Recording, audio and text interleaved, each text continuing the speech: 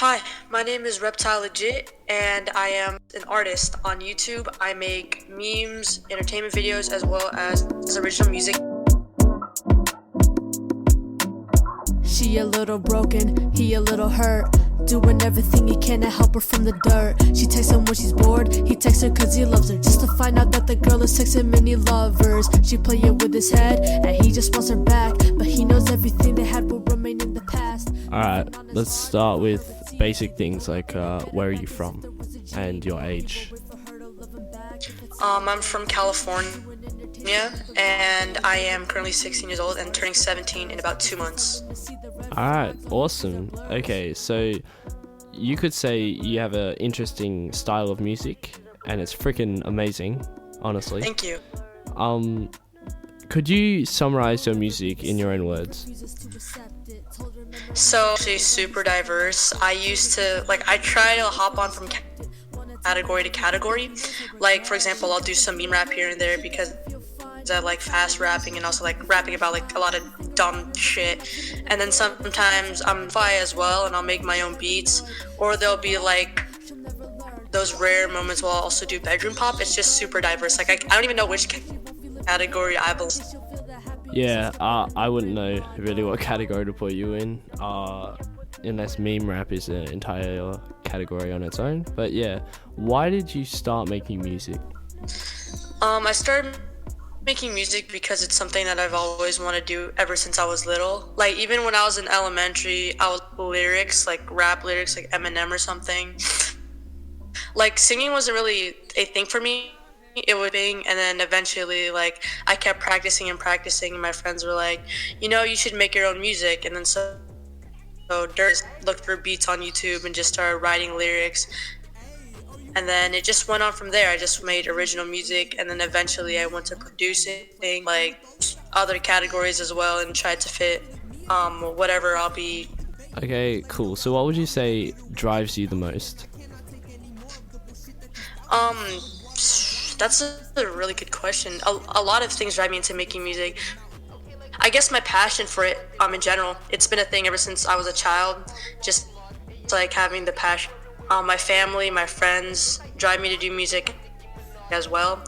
My supporters especially, and just like, but this is a really big one. Whenever like I'm in a situation that I can't get out of, the best way that I try to cope with it is through music, and that's just like writing lyrics. Yeah, okay. So how do you feel about your own personal success?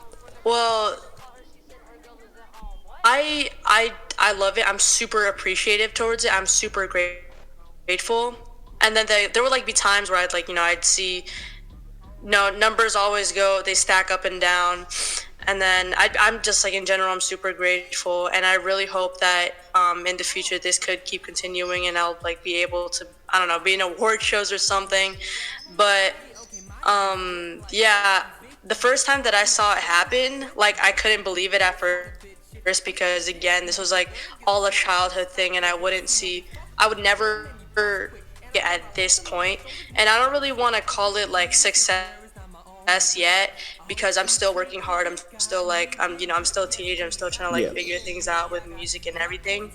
But hopefully I'll be at that point where I'm actually successful at this. But what I have right now, I'm super appreciative towards it, and I'll like literally put so much amount of effort to be at peak of success. Yeah, okay, awesome. So moving on to your music side of things, your most popular track is Fairy Bra Parents, Feet Wonder. I wish for a Lambo, I wish for some pancakes, I wish for my dog and I to have a cool handshake. I wish for some big salami, got the strap so call me mommy. I wish for a future who can get brain like a zombie. All of you already know, if you don't then go suck my toes, I'm whipping bars up in the stove. Can you tell me about this absolute banger? Oh, okay, so to start off, this was like one of my first ever meme rap songs. I think it was I Hate Thoughts, Then This. And I remember I was calling Yunhead, or I was texting Yunhead. I was like, hey, what do you think sounds like a better sample, the Fairly Odd Parents song or the Sesame Street song? And he was like, you know what you should do, Fairly Odd Parents. And I was like, okay, no problem. He made the beat. And then I realized that, you know, I gotta get more people to hop into this. Like, it sounded so good. And then I was like, Wonder. you know what? Yep, we got, okay, this is actually I think this is the first song with Wonder in. And I knew he would do so great on this because his voice for this type of music is just amazing. And I hop into this. You should be the first verse. I'll be the second. And I also, and Moles, I think he was going to produce this song, but then obviously it passed to Yunhead. And then I was like, I texted Moles, hop into this. It's gonna sound so good. And when the final product came out, like at first I was like, it's okay. I mean, like in my part, it was okay. Everyone else did a great job, but I think like, okay, you know, because there's no hook or anything. It's just like all of us putting our verses together. Yeah. And then the more I listened to it, I was like, this song isn't that bad. It's like one of those songs that you hear for the first time and you're like, it's okay. And then like the more and more, like the more you keep hearing it, you're like, you know what, actually fuck with this. Yeah. Like that was literally the song. Yeah, I agree 100%. Yeah. And that was basically the origin of just peak from there. Alright, so you make lo-fi music, you make Minecraft parodies, you make meme rap. Is there anything you can't do? Nah, but like, how have you evolved yourself to be able to make all these different styles of music? Well, okay, so lo-fi was originally what I wanted to do because I would hear lo-fi beats and just why is nobody making like lyrics over these beats? They just sound so good. And so I just kind of like imported my vocals into those kind of beats. And then that was, and I liked it too because all my lyrics, they were all written from experiences that I've had. It could either be like from what I've had, what my friends have had. And so meme rap was just something that came after Minecraft parodies. The reason why I did Minecraft was because it was just like, you know, just it was a joke. All my others are ironic, it's a joke. And I did it because I was supposed to do Fortnite parodies at first because it was popular at the time, but I didn't have a recorder for Fortnite, for my console, and so I just did Minecraft instead. And I guess it got popular, and you know, eventually people got like, they were like, oh, you know, I kind of like this, and so I just started, you know, doing a little bit more. Yeah. And then so that's when the origin of meme rap also came as well. I think I said that before, but yeah, it's basically how everything started from there. How to spot a thought 101. Absolute I'ma count to fire. 7. Better step out with your Lululemons, thinking that you're cute, but you're looking like a gremlin. Better step back or I'ma teach you all a lesson. Ayy, curve a thought with a trick shot. Do not text a single one if they up in your inbox. Ayy, you don't wanna get caught. Listen to this song so you can curve all of them thoughts. Ayy, how to spot a thought, ayy, how to spot a thought. She will want attention if you ain't giving a lot. How to spot a thought, ayy, how to spot a thought. Absolute If a fire. person's looking like the Thank you. How did this song come about? Oh my god, this is such a great question. I never thought anybody would ask this. Well, I just hate thoughts. Like, as you can see from my other music, it's like some of it is about thoughts. Yeah. It's like my experiences with them as well as my friends. But this wasn't really about my experience. It was about like a friend of mine at the time. He was dating some girl, and then at the time I kind of like she kind of played him in a way. Like they were together, and then soon she started distancing herself away from our friend group, and then we came to a realization that it was because she was hanging out with this boy. And fun fact, her and this boy broke up, so she freaking lost a group of friends and her ex, because, you know, this freaking dude, she's freaking boy crazy or whatever. And, you know, I was like, this is so ridiculous. Like, it's amazing how, like, there's so many of these type of people out here. I gotta freaking make a song about it. Like, Yeah, I get that. Yeah, you just gotta. Can you tell me about the production of the Bra EP featuring one? You know where I came from, spinning up a story box and I just got a ray gun. Pull up to your mans with a motherfucking ray gun. Shoot him like a zombie if you really wanna say something. I grew up in Nuketown, you know where I came from. Okay, so I think a majority of it was produced by Yunhead. Like, Hamoud Habibra was Young Head, Philly Bruh Parents, Young Head, and Dan Bruh Phantom was Young Head. It's basically a bunch of cartoon samples, and some of the beats were produced by Anything Type Beats, which is also another amazing producer. You guys should go check him out. And the rest, I don't know who they were from, but I would say like around 90% was Young Head, and then so the mixing was also from Young Head. It was like half Young Head, half me. Like he would mix some of the songs, I would also mix some of the songs, and then one of them was also which was Battle of the Big Bikini Bottom. But it's just basically a bunch of samples and just like having fun with it, and just like having fun with the mixing as well. And this was also the album that I started to like kind of produce something with FL Studio, and also test out mixing option and like everything for the production to sound super successful. Yeah, and I think it does sound super successful. Rebound is your oldest song on SoundCloud, is that right? What's with you and these random phone calls? Putting like a game of free for all. Take it back to the day we met. You were still in the fucking closet. I refuse to be a second choice. It's the oldest track on SoundCloud that's public, but there's like a lot of tracks that are privated in my SoundCloud. Yeah. Is there anything interesting or specific about Rebound that you want to share, or nah? Well, okay, so Rebound was made by an ex-friend and I just like, at the time, it wasn't really my experience. Like the reason why I just like chose the name Rebound and just made like a song about it was because I was literally saying this at the time. I was like, hey, what is a trendy word that people are using? Because, or I guess like every time music is made, people they use like a trendy word or something. And so I was like, rebound's like a new slang everybody's using. And so I was like, I'm just gonna make a song about rebound and have my ex-friend hop on it. And so that's how Rebound was made as well. But in my opinion, I think the song was like, it was one of my first songs. And in my opinion, I think that like it was okay, but obviously it wasn't super professional. And I wish that like I could make that song right now, because at that time my voice was super high pitched. Like I know it's like a little bit right now, but obviously it's because I'm a girl.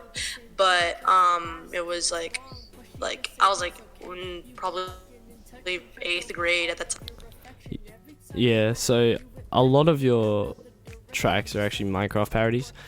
I think the question we all want to know is, how much do you actually play Minecraft? I'd say like it's not a lot, surprisingly. A lot of people would think that I would play Minecraft like almost every day, but I don't. Yeah, you'd I only imagine. play Minecraft. I would play Minecraft maybe like every now and then, probably twice every 2 weeks. It's not really a lot because I'm working on music and videos and also school and like my personal life. Yeah. So it's not really that much. Okay, where do you want to be in your career a year's time from now? I'm hoping that I could be, alright, number one thing, I hope that I could make a collab with Ski Mask. That's just one thing.